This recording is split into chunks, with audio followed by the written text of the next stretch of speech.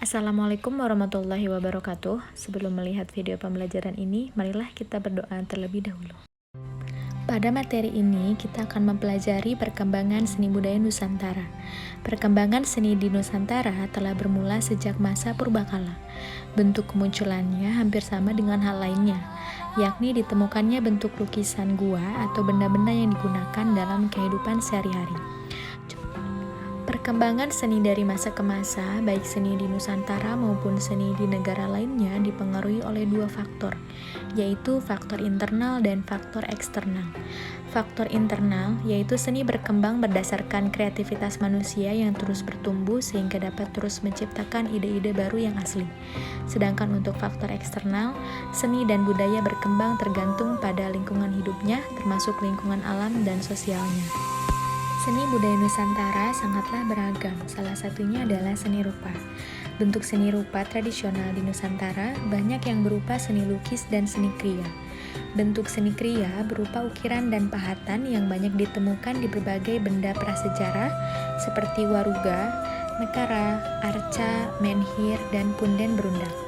Pola-pola yang banyak digunakan dalam seni kriya tersebut adalah ragam hias flora, fauna, figuratif, poligonal, hingga geometris. Semua hasil karya tersebut bersifat anonim. Berikut adalah contoh dari gambar waruga, nekara, arca, dan pundak berunduk. Berikutnya adalah lagu dan musik daerah. Lagu daerah terlahir dari kesenian masyarakat di setiap daerah di Indonesia. Lagu daerah ada yang bersifat tembang dolanan yang dinyanyikan dalam permainan anak-anak. Contoh tembang dolanan adalah Gundul-Gundul Pacul dan Cublak-Cublak Suweng serta lagu Bungung Jempa dari Aceh. Kekayaan seni musik Nusantara juga tercermin dalam bentuk alat musik. Alat musik yang cukup terkenal diantaranya seperangkat gamelan dari Jawa dan Bali, angklung dari Jawa Barat, kolintang dari Sulawesi Utara, dan sasando dari Nusa Tenggara Timur. Contohnya, gamelan Jawa yang digunakan dalam musik pengiring. Dalam pertunjukan wayang kulit, alunan karawitan dari gamelan dan Jawa semakin lengkap dengan nyanyian sinden atau penyanyi dalam grup gamelan. Berikutnya adalah seni tari Nusantara. Tarian adat diciptakan untuk berbagai tujuan seperti hiburan, pemujaan, penghormatan, penyambutan, hingga ucapan rasa syukur. Ada pula tarian yang diciptakan untuk mempresentasikan legenda masyarakat setempat, seperti tari Jatilan dan Reog yang mempresentasikan legenda Reog Ponorogo dan daerah Ponorogo, Jawa Timur.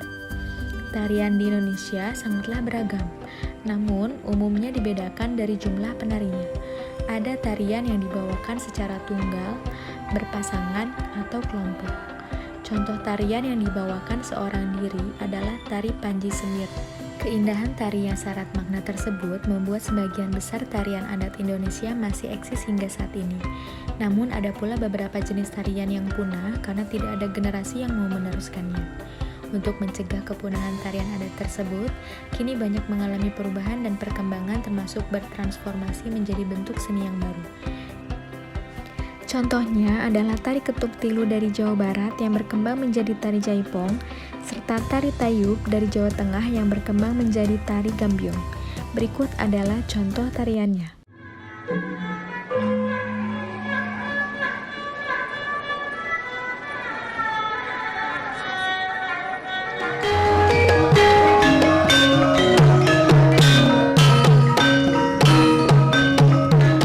Yang terakhir adalah seni teater. Cerita yang biasa diangkat dalam teater tradisional berasal dari folklore, yaitu cerita rakyat yang biasa berkembang di dalam masyarakat. Folklore dapat ditemukan dalam berbagai bentuk, mulai dari dongeng, legenda, hingga fabel. Contoh folklore terkenal yang diangkat ke dalam teater tradisional adalah dongeng Keong Mas dan Ande-Ande Lumut dari Jawa Tengah.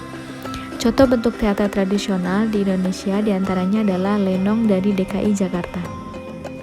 Pada era kemerdekaan, seni budaya juga mulai mendapat perhatian dari pemerintah.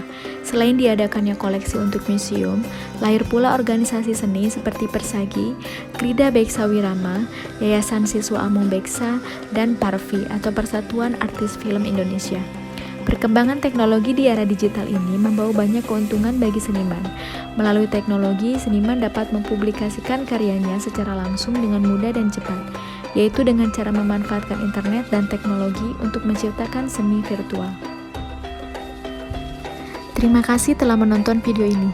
Semoga dapat bermanfaat. Wassalamualaikum warahmatullahi wabarakatuh.